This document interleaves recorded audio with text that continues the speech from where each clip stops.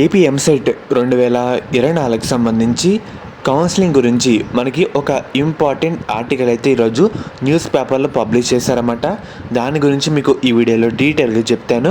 మెయిన్గా వీడియోలోకి వెళ్ళే ముందు ఇప్పుడు ఎవరైతే బీటెక్లో జాయిన్ అవ్వబోయే విద్యార్థులు ఉంటారో ఒక మంచి హై పేడ్ జాబ్ తెచ్చుకోవాలని చాలామందికి అయితే ఉంటుందన్నమాట. కానీ ఫోర్త్ ఇయర్లో ఒక జాబ్ లేదంటే ప్లేస్మెంట్ రాకపోతే చాలా ఇబ్బంది అయితే పడుతూ ఉంటాం. దానికోసం ఇండస్ట్రీ ఎక్స్పర్ట్స్ వాళ్ళు మనకి ఒక ఫ్రీ వెబినార్ అయితే కండక్ట్ చేస్తున్నారన్నమాట. దీంట్లో మనం ఒక మంచి హై పేడ్ జాబ్ ఎలా తెచ్చుకోవాలి దాని గురించి ఒక డీటెయిల్ రోడ్ మ్యాప్ అయితే మనకి చెప్పడం జరుగుతుంది. మెయిన్గా దీని లింక్స్ కూడా మీకు డిస్క్రిప్షన్లో కామెంట్ సెక్షన్లో ప్రొవైడ్ అయితే చేయడం జరిగింది. అందరూ తప్పకుండా రిజిస్టర్ అయితే చేసుకోండి. మెయిన్గా మీరు ఒకసారి స్క్రీన్ మీద చూస్తున్నారు కదా, ఇంజనీరింగ్ కౌన్సిలింగ్ పైన దృష్టి పెట్టాలి. మెయిన్గా ఉన్నత విద్యా మండలి చైర్మన్ రాజీనామాతో మనకి ప్రాసెస్లో చాలా లేట్ అయితే అవుతుందన్నమాట. విద్యా సంస్థల ప్రవేశాలకు విద్యార్థులు చాలామంది ఎదురు చూస్తున్నారు.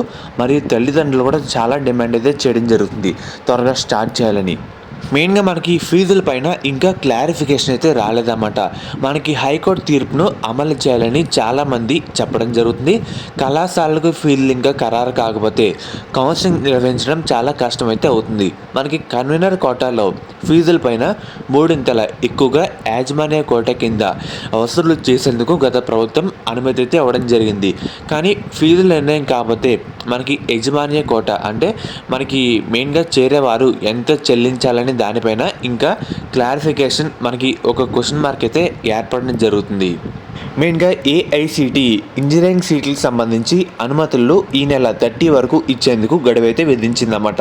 ఇప్పటికే రాష్ట్రంలో చాలా వరకు కళాశాలలు అనుమతులు అయితే వచ్చేసాయి. వీటన్నిటికీ ఆయా కాలేజ్ సంబంధించి అనుబంధ గుర్తింపు ఇవ్వాల్సి అయితే ఉంటుంది. ఈ ప్రాసెస్ అయితే వేగవంతం చేయాలని చాలామంది అయితే చెప్తున్నారన్నమాట. అలాగే మెయిన్గా రాష్ట్ర వ్యాప్తంగా 1100 పైగా ప్రైవేట్ డిగ్రీ కళాశాలలు అయితే ఉన్నాయి. వీటిలో 40% పైగా అద్దె భవనాల్లో మనకి కొనసాగుతున్నాయి అన్నమాట. వీటన్నిటికీ అనుమతుల పొడిగింపు ఉన్న ఉన్నత విద్యామండలి మనకి ఒక ప్రకటన అయితే రిలీజ్ చేసింది. కొన్ని యాజమాన్యాలు మనకి ఫీజులు అయితే చెల్లించలేదు. రెండేళ్లకు ఒకసారి అనుమతి అయితే ఇవ్వాల్సి ఉంటుందని డిమాండ్ అయితే చేస్తూ మరియు అనుమతుల పొడిగింపుకు మనకి ఫీజులు అయితే చెల్లించలేదు. దీంతో పాటు విశ్వవిద్యాలయాల నుండి అనుబంధ గుర్తింపు పొందాల్సి అయితే ఉంటుంది.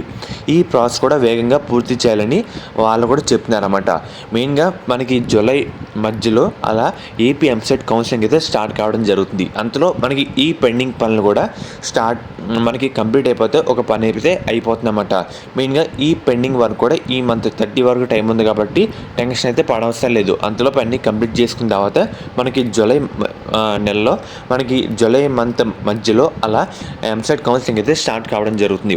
కౌన్సిలింగ్ సంబంధించేటువంటి అప్డేట్ వచ్చినా మీకు వీడియో రూపంలో అప్డేట్ అయితే చేస్తూ ఉంటాను ఎప్పటికప్పుడు.